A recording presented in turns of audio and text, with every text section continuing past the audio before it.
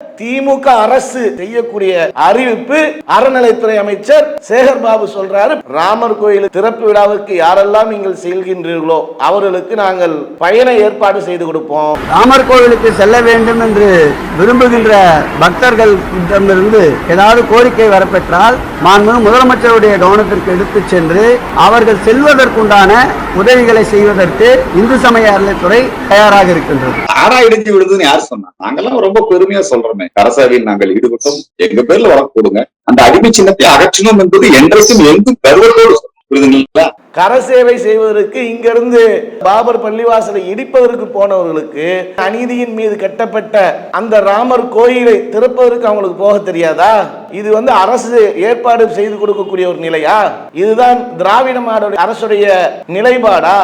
எப்படிப்பட்ட ஒரு அவல நிலையில் இன்னைக்கு திமுக அரசு சென்று கொண்டிருக்கு.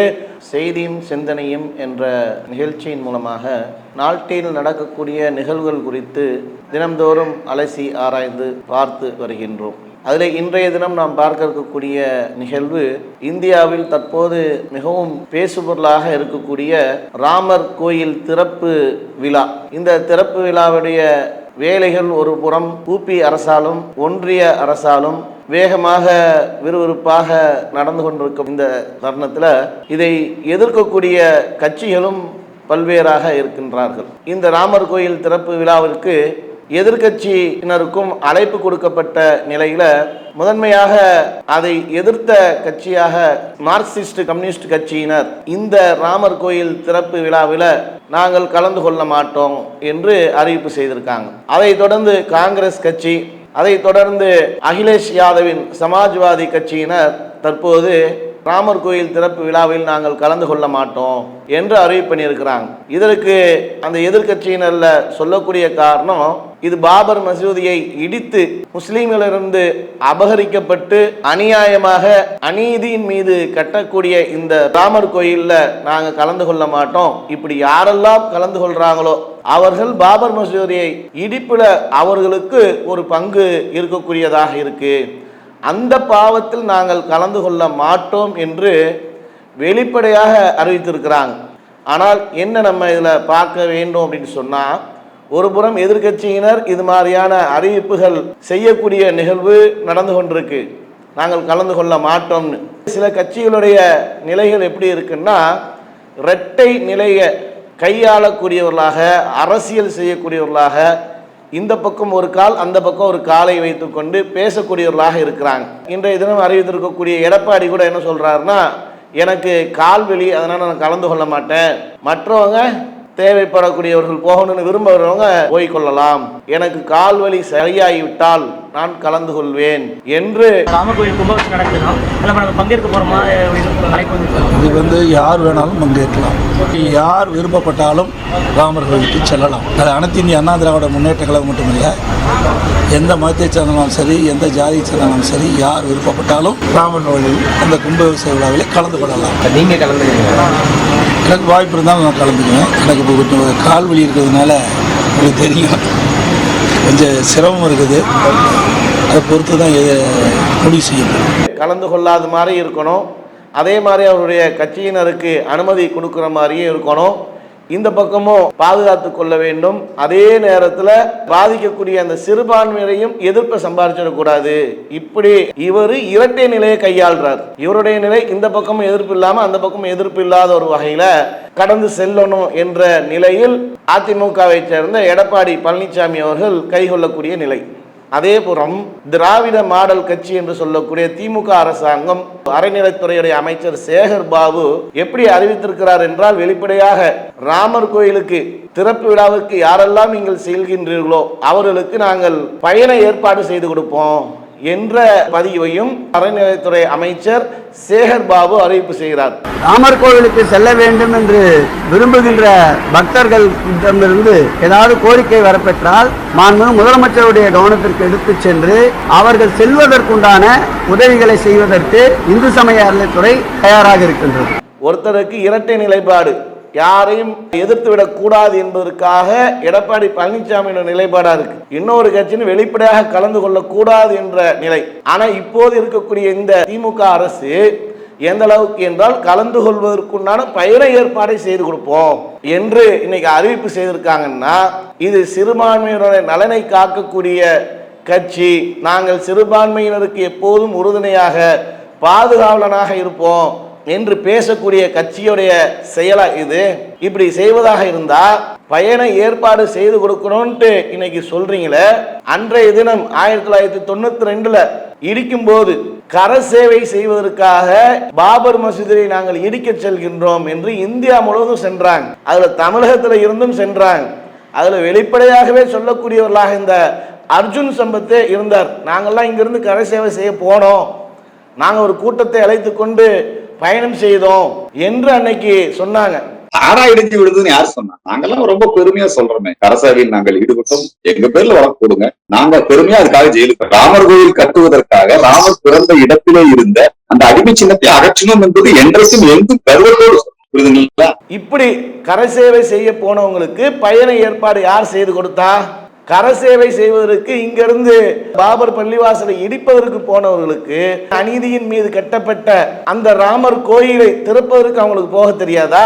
இது அரசு ஏற்பாடு செய்து கொடுக்கக்கூடிய ஒரு நிலையா? இதுதான் திராவிட மாடல் அரசுடைய நிலைப்பாடா? எப்படிப்பட்ட ஒரு அவல நிலையில் இன்னைக்கு திமுக அரசு சென்று கொண்டிருக்கு. ஒரு புறம் என்னன்னா, சிறுபான்மையினருடைய நலனை காக்க வேண்டும் என்பதற்காக நாங்கள் பல திட்டங்களை அறிவிக்கிறோம். தமிழ்நாட்டுடைய முதலமைச்சர் மு.க. ஸ்டாலின் செய்தியாளர்களை சந்திச்சு அங்க இருக்கக்கூடிய சிறுபான்மையர் நலத்துறையுடைய அமைச்சர் ஒரு நிகழ்ச்சியை ஏற்பாடு செய்து சிறுபான்மையர் நல திட்டங்களை அறிவிக்கிறாங்க. 15 அம்ச திட்டத்தை அதிரடியாக அறிவித்திருக்கிறார் மு.க. ஸ்டாலின் அவர்கள் சிறுபான்மையருக்கு. அந்த அறிவிப்பை எடுத்து பார்த்தாலே நம்ம தெரிஞ்சிடும் இவங்க எப்படி இஸ்லாமியர்களை ஏமாற்றக்கூடியவர்களாக இருக்கிறாங்க. கிறிஸ்தவர்களுக்கு கிட்டத்தட்ட ஒரு 14 அறிவிப்புகள் இருக்கு. இஸ்லாமியர்களுக்கு அதுல போற போக்குல கபர்ஸ்தானை ஏற்பாடு செய்து கொடுக்கணும் என்று இந்த வார்த்தையை சொல்றார். இதை தாண்டி அதுல என்ன இருக்கு? அப்ப என்ன நினைக்கிறாங்க அப்படின்னு சொன்னா, இஸ்லாமியர்களுக்கு வேற என்ன போக்கிடம் இருக்கு போவதற்கு?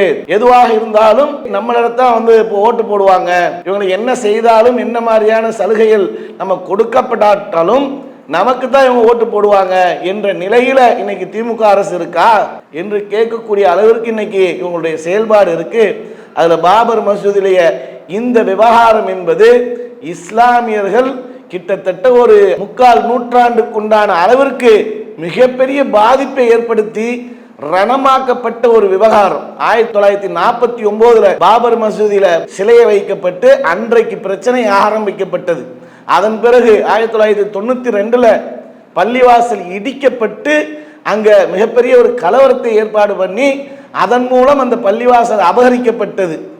கிட்டத்தட்ட நீதி போராட்டமே 25 ஆண்டு காலமாக இந்த இந்தியாவில் இருக்கக்கூடிய எந்த ஒரு பாதிக்கப்பட்டவனுக்கும் நீதிமன்றத்தில் நீதி கிடைக்கும் அப்படின்னு சொல்லி நம்பக்கூடிய ஒரு நிலையில இஸ்லாமியர்களும் அந்த நம்பிக்கையின் அடிப்படையில் 1/4 நூற்றாண்டு நீதி போராட்டத்தை நடத்தி அந்த போராட்டத்தின் மூலமாக மிகப்பெரிய அளவிற்கு பாதிக்கப்பட்டு அநீதி இழைக்கப்பட்டு இந்த பள்ளிவாசல் ராமர் கோயிலுக்கு உண்டான அறக்கட்டளைகளுக்கு என்று அங்கு பாகம் பிரித்து மிகப்பெரிய ஒரு அநியாயமான தீர்ப்பு வழங்கப்பட்டது.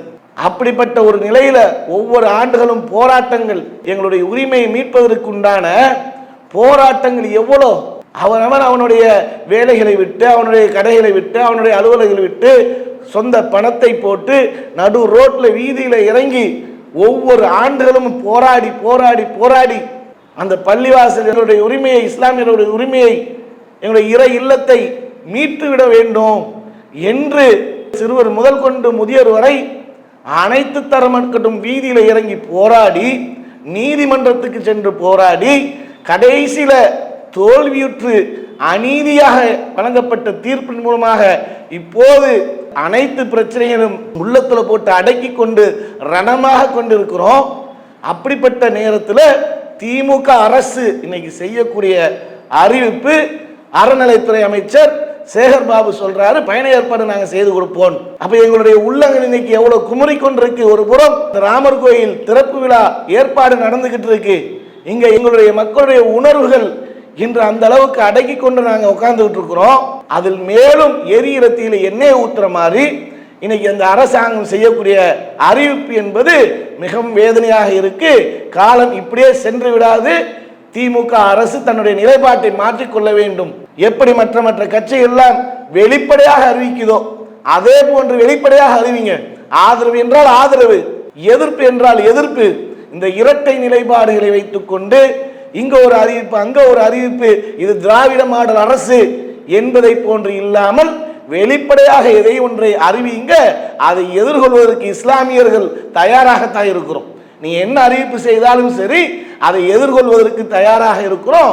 அடுத்தடுத்த காலகட்டங்களில் தேர்தலில் உங்களுக்கு உண்டான பதிலாக அளிப்பதற்கு நாங்கள் காத்து கொண்டிருக்கோம். இது போன்ற அறிவிப்புகள் இனி வரக்கூடிய காலங்களில் தொடரக்கூடாது. இதுக்கு மறுப்பும் தெரிவிக்கக்கூடிய வகையில் நாங்கள் இதில் கலந்து கொள்ள மாட்டோம் என்ற அறிவிப்பை மற்ற கட்சிகள் எப்படி அறிவித்ததோ அதே போன்று திமுக அரசும் இன்று அறிவிக்கும் என்பதை எதிர்பார்க்கின்றோம். அதுதான் இஸ்லாமியருடைய எதிர்பார்ப்பாகவும் இருக்கு என்பதை இதன் மூலம் தெரிவித்துக் கொண்டு நிறைவு செய்கின்றேன். வாஹிதனா அல்ஹம்துலில்லாஹி ரப்பில் ஆலமீன். அஸ்ஸலாமு அலைக்கும். இஸ்லாம் மற்றும் சமுதாய செய்திகளை அறிந்து கொள்ள தமிழ்நாடு தௌஹீத் ஜமாஅத் யூடியூப் பக்கத்தை உடனடியாக சப்ஸ்கிரைப் செய்து கொள்ளுங்கள். மேலும் பெல் பட்டனையும் கிளிக் செய்து கொள்ளுங்கள்.